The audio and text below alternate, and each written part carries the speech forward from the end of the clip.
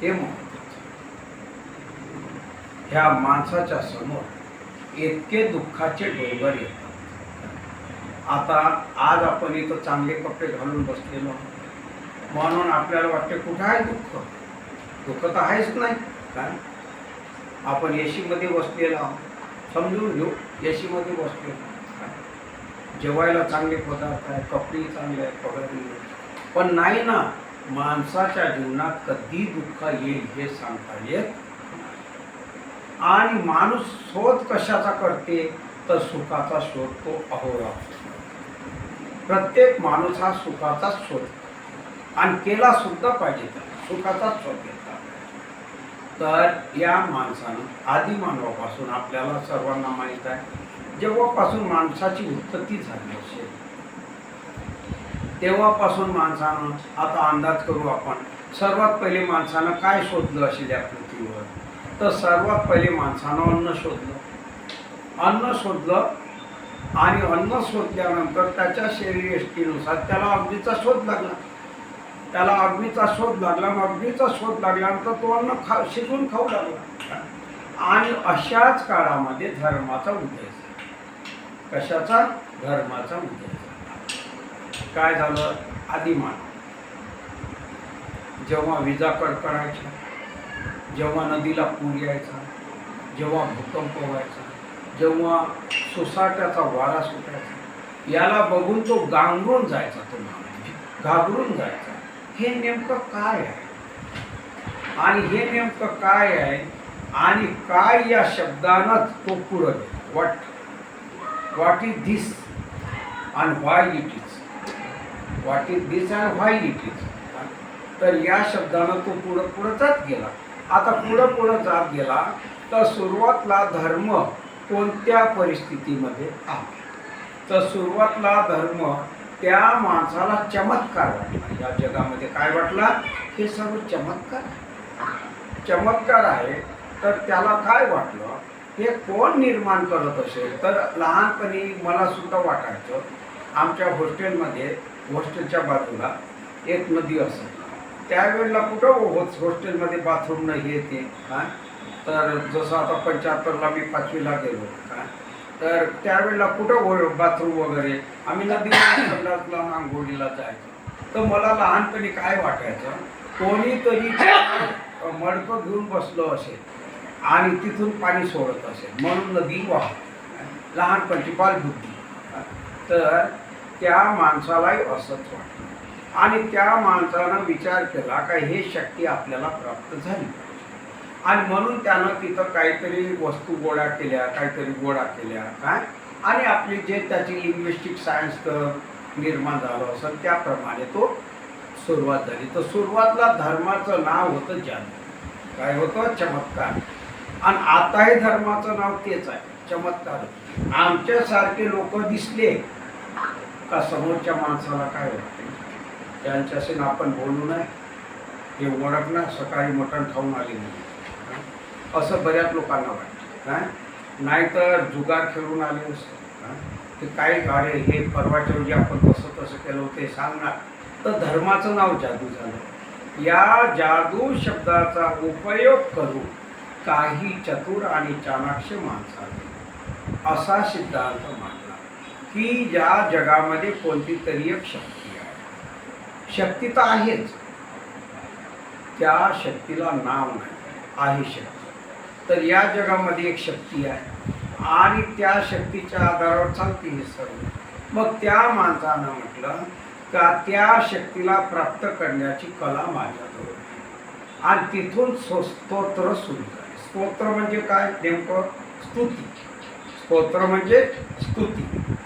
आणि स्तुती जर म्हटलं आपण तर स्तुती म्हणजे आपण कोणाची करत असतो? ज्याच्याकडून आपल्याला काहीतरी प्राप्त करायचं आहे त्याची स्तुती करत असतो. आणि मग त्यांनी सिद्धांत मांडला. सर्वप्रथम यहुदी, आपण म्हणतो वैदिक, आपण काय म्हणतो वैदिक, पण तुम्ही सर्च करून बघा पुस्तकामध्ये, वैदिकाच्या पूर्वी म्हणजे 500 वर्षाच्या अगोदर यहुदी आहे. आणि यहुदी लोकांनी एक सिद्धांत मांडला का या विश्वामध्ये ईश्वर आहे. या विश्वामध्ये ईश्वर आहे आणि हे सर्व सृष्टी ईश्वरानं निर्माण केलेली आहे आणि ईश्वरानं प्रत्येक माणसामध्ये त्याचा प्रतिनिधी पाठवलेला आहे आणि तो प्रतिनिधी म्हणजे कोण होय? शरीरात काय आहे? आत्मा. शरीरात काय आहे? आत्मा. त्याचा प्रतिनिधी. आणि परम सुख काय आहे? तर परम सुख म्हणजे ह्या आत्म्याचं परमात्म्यानंच पाठवलं त्याला आणि परमात्म्यानं पाठवलं त्याच्यामुळं आत्मा माणूस मेल्यानंतर आत्मा त्या परमात्म्याकडे जातो आणि त्याच्यामध्ये लीन होणं म्हणजे आत्म्याचं परमात्म्याला मिलन होणे म्हणजे परमसुख माणसाला समान. आणि ह्या घटना कधी घडतात? कधी घडणार? मेल्यानंतर. आता मेल्यानंतर या घटना घडणार. गंगाराम, तू इथं रात्रंदिवस उपवास कर, चांगलं खाऊ पिऊ नकोस, स्वर्गात तुला स्वर्ग मिळणार अशी संकल्प उभी संकल्पना झालं. तर शेवटी धर्माची स्थापना अशी आणि मग धर्मामध्ये एक चढाओढ सुरू झाली.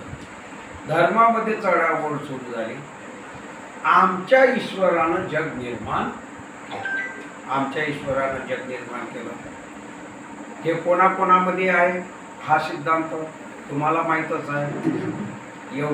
यहुदी म्हणजे यहुदीचंच क्रिएशन ख्रिश्चन आहे, ख्रिश्चनाचं क्रिएशन मुसलमान. कोणाचं आहे ना? यहुदीचं क्रिएशन ख्रिश्चन आणि ख्रिश्चनाचं क्रिएशन मुसलमान. काय तर इकडे वैदिकच घेऊ. त्या काळात हिंदू नावाचा धर्म नव्हता, वैदिकच. तर तिथं सर्वांनी एकच सिद्धांत मांडला का तो ईश्वर आम्हाला माहिती, त्या ईश्वरानंच हे सर्व जग निर्माण केलं.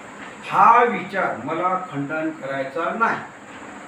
करायचा नाही न मंडनही करायचं. हा माझा विषय नाही. कारण ह्याच्यावर सांगतो ईश्वर आहे का नाही आहे, ईश्वर आहे का नाही आहे, आत्मा आहे का नाही आहे, स्वर्ग आहे का नाही आहे, नरक आहे का नाही आहे, याच्यावर मला का बोलायचं नाही. कारण याच्यावर आपण रात्र दिवस जरी बोलत बसलो तरी काही होणं जाणे. फक्त जीभ चालत राहणार, वादविवाद होत राहील, पण साध्य काही होणार. कोणत्याही धर्माचे सिद्धांत सिद्धही करता येत नाही आणि खोडताही येत. ते सिद्ध असो का असिद्ध असो पण ते मानावेच लागते. कारण माणसानं लहानपणापासून शिकलेलं आहे, कोणीतरी देव, कोणीतरी ईश्वर.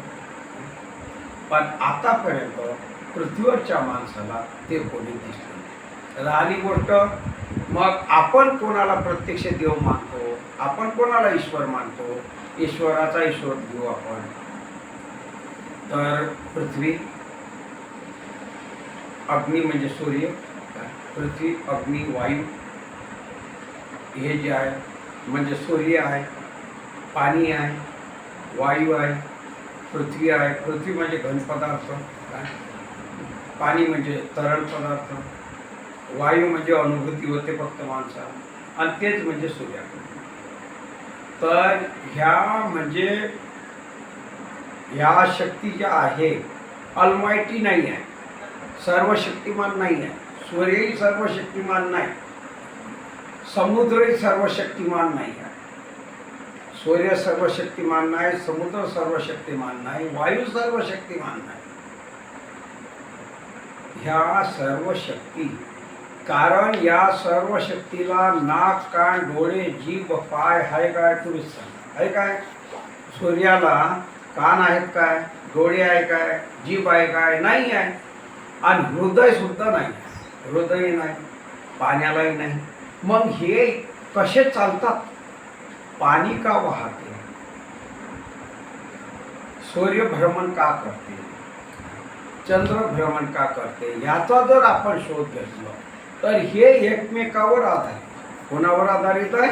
एकमेकावर आधारित. आपण सर्व भौतिकशास्त्राच्या नियमाप्रमाणे पाहतो, सखोल भागाकडे पाणी वाहत जाते. सखोल भागाकडे पाणी वाहत जाते. जिकडे कमी दाब असेल तिकडे वारं वाहत जाते, आहे ना. तर हे अलमायटी नाही, सर्वशक्तिमान नाही आहे.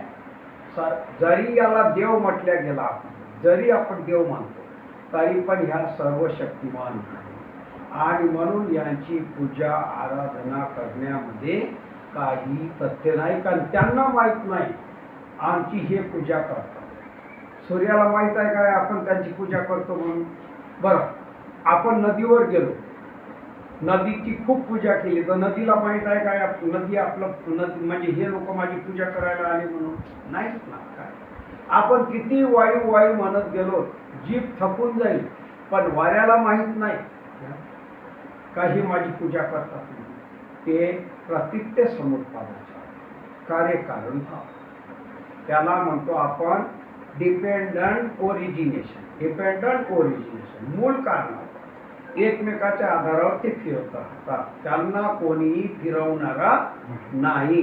पण हे कोणालाही मान्य होणार, मान्य होते काय? नाही होत मान्य. सत्य लवकर माणसाला कळत नसते, सत्य माणसाच्या गळ्यात उतरत नसते. माणूस कसा बनते? Surrounding makes a man. कसा? Surrounding makes a man. ज्या वातावरणात माणूस असेल त्याच वातावरणात तो तसाच तयार. जसं आता उदाहरण स्वरूप आपण इतके सर्व इथं बसलो, आपण इतके सर्व इथं बसलो, आणि आता जर अजान होऊ लागली तर आपण याच्यातलं कोणीही मौन राहणार नाही. अजान होते काय? कारण का आपण त्या वातावरणातच राहिलो नाही. आणि असं करता करता शेवटी माणसाला काय शोधावं लागेल, तर माणसानं हेच शोधलं पाहिजे त्याचं हित कशाकडे, त्यानं आपल्या समोरच्या दुःखाचं जाळं कसं तोडायचं. आतापर्यंतचा जगातला इतिहास जर पाहिला, जगातला इतिहास सामाजिक, सांस्कृतिक, धार्मिक, भौगोलिक जर इतिहास पाहिला आपण, तर कोणाही जवळ कोणती शक्ती धावून आलेली नाही. कष्ट करूनच माणसाला कमवावं लागते. तर मग आता कष्ट करून माणसाला कमवावं लागते. मग माणूस सुखी कसा होते?